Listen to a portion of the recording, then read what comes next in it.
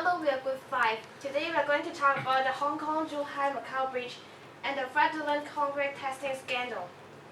One of the most incredible infrastructure construction projects, Hong Kong Zhuhai Macau Bridge, is proposed to be a large sea crossing, linking the Hong Kong Special Administrative Region, Zhuhai City of Guangdong Province, and Macau Special Administrative Region 1.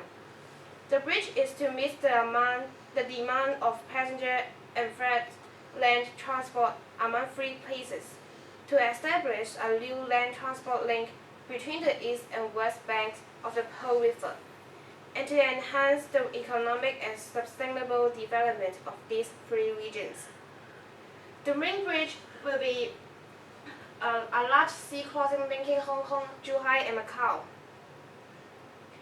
It will be the 繼續啦，繼續啦，繼續啦。係咪？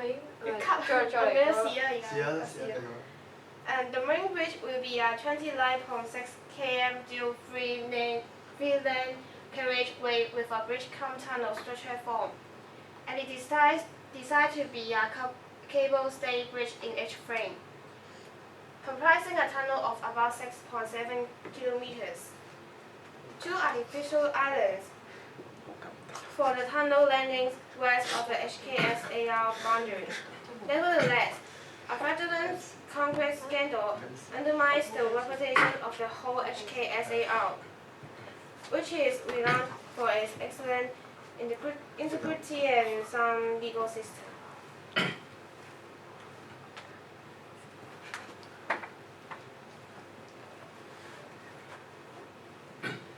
Okay, and I'm going to talk about the scandal. And the major stakeholders of this scandal are two companies. The one is Civil Engineering and Development Department, is called CEDD. It's responsible for the outsourcing of the lab service. And the other company is HKUST China. They do they are responsible for the concrete safety test.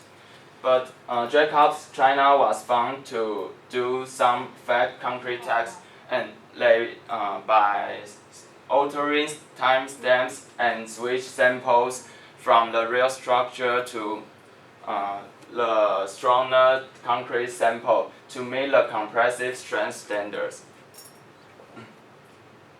So the Independent Commission Against Corruption, that is called ICAC, takes some action. They arrest 21 employees from HKUST China, the contractor.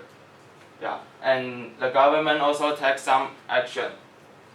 Due to this scandal, the government gave the company a failing score in its quarterly appraisal. But government thinks there is no need to ban this contractor for the fake concrete test results. And they also removing involved lab staff and find another government staff to supervise these test procedures. And they also, in the same time, they also conduct checks and tests on some stress-critical location of this bridge.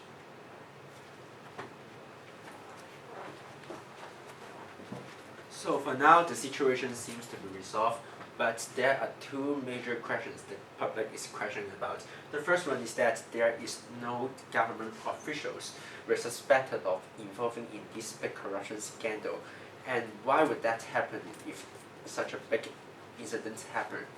And second, HKUST China is still involving in at least two government consultancy projects, and clearly the public is losing its confidence towards the government.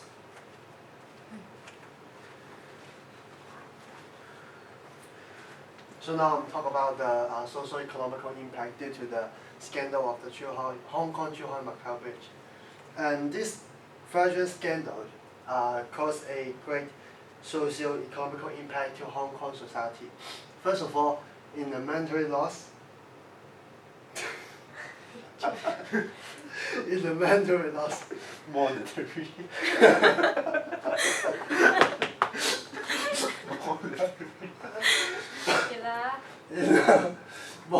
monetary loss, in the monetary loss, it is due to the procrastination of the construction project caused by the fake concrete tax. The huge loss mainly comes from the replacement of concrete and the cost overruns such as the inflation of the raw materials and labor wages. It's cost 8.8 billion in total. In details, there is a 2.8 billion due to the Two Moon Chat-Up Court Link and the 2.6 billion due to the Hong Kong Link Road, and also the 3.4 billion due to the Hong Kong boundary crossing facility. So these are the related government and the Jacob China should account for this waste of the public money. Apart from the monetary loss, monetary loss. Apart from the monetary loss, there is a loss of confidence of the public and the public safety. There's no official report to verify the safety of the bridge, and also the scandal exposed there is a safety uncertainty of the bridge. Moreover, it will lose the confidence from the public when the bridge is built, and some of them may not choose to use the bridge due to the safety uncertainty. And what's more is that the people believe that this kind of scandal is just a tip of the iceberg. And apart from the Hong Kong Zhuhai Macau Bridge, 14 problematic test results were found locating at the tunnel of Central Wan Chai Bypass, Hong Kong Children's Hospital, and more road improvement works, landslide prevention projects, and government staff quarters. With the falsified concrete test results in 55 other projects, it is common to see that people start to doubt about the safetiness of public work. It is common to see that people are beginning not to trust the public work, as the safetiness of the public work is very doubtable. And the credibility of government and lab service contractor has therefore been widely questioned by the public.